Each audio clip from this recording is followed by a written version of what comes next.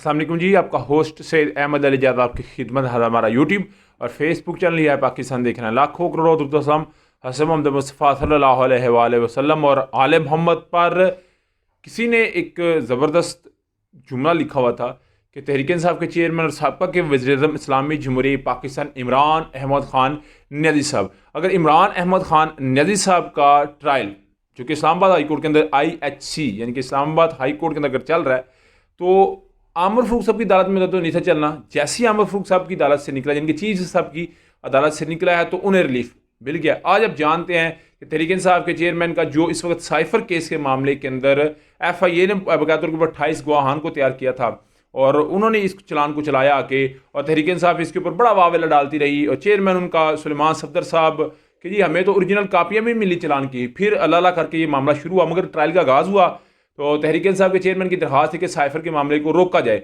इससे पहले chief justice Aamir Farooq साहब ने इस दरख्वास्त को मुस्तरद कर दिया था, रिजेक्ट कर दिया था। मगर आज सिमन रफ़त और जो जस्टिस गुल हसन औरंगज़ेब दोनों बैठे हुए थे और इस बेंच ने बाकायदा तौर पर ऊपर तहरीक इंसाफ के चेयरमैन इमरान अहमद ख़ान ने सब की जो साइफर केस में जेल ट्रायल है उसको रोक दिया। इससे पहले जो अबुल हसन मोहम्मद जुल्करनैन सब एक स्पेशल जज थे, उन्होंने पाँच अफराद शाह महमूद कुरैशी और इमरान अहमद ख़ान ने सब के घर से पाँच अफराद को कहा कि आप आएँ और इस ओपन ट्रायल को हम समझें और इसको सुने। आज जस्टिस गुल हसन औरंगज़ेब ने कुछ क्वेश्चन और बेसिक बुनियादी क्वेश्चन उठाए कि किस तरह पाँच अफराद को बुला के आप इसे ओपन ट्रायल करते हैं। उन्होंने कहा कि जो वफाकी कबीना है उसने 2 दिन पहले इस चीज़ की मंजूरी दी कि जो तहरीक इंसाफ के चेयरमैन और साबका के वज़ीर-ए-आज़म इस्लामी जमहूरिया पाकिस्तान है उनका जेल ट्रायल ही होगा। वफाकी कबीना को किस तरह इस चीज़ का इख्तियार है इस मामले के ऊपर, मैं इस मामले को ये अल्फाज सुन के मैं फिर कह रहा हूँ कि इमरान अहमद ख़ान साहब का जो साइफर केस का ट्रायल है उसको रोक दिया जाए।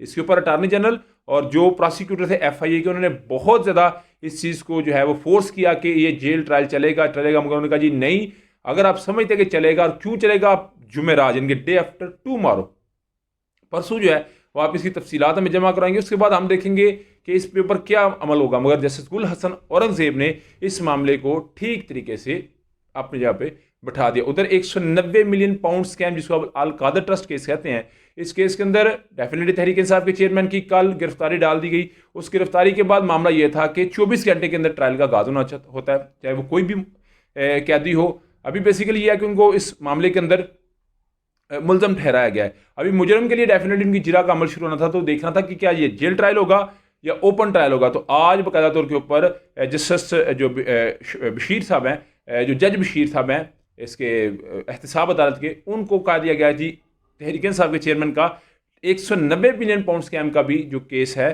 वो जेल के अंदर ही चलेगा, ट्रायल जेल के अंदर ही चलेगा।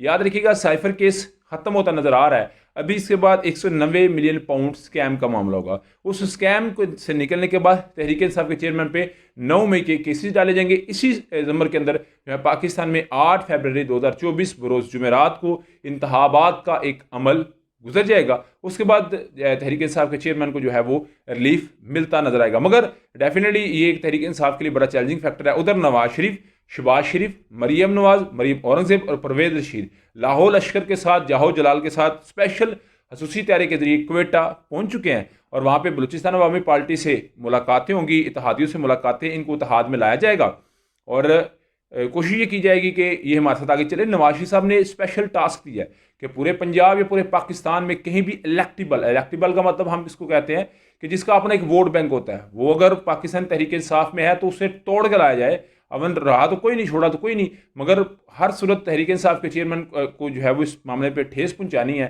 तो उनको साथ में लाया जाए, उनको वोट के लिए पूरी तरीके से कवरिंग दी जाए। मगर तहरीक इंसाफ ये क्लेम करती नजर आई है कि हम किसी से मुलाकात नहीं करेंगे, कोई मामला नहीं करेंगे, सिर्फ और आप हमें सिर्फ कंपेन की इजाज़त दे दें, इलेक्टिबल को हम खुद जो है वो देख लेंगे और हम खुद उनसे वोट ले लेंगे। मगर डेफिनेटली जो है वो लेवल प्लेइंग फील्ड क्योंकि इस नवाज शरीफ साहब के लिए है, तो डेफिनेटली वो उसमें खेलते नजर आ रहे हैं। तो अभी तक अब तक की अपडेट थी, ब्लॉग वीडियो पसंद आए तो फिर चैनल को लाइक, सब्सक्राइब, अपने दोस्तों शेयर कर दीजिए। नेक्स्ट वीडियो के लिए होस्ट को जल्दी अल्लाह को हमें।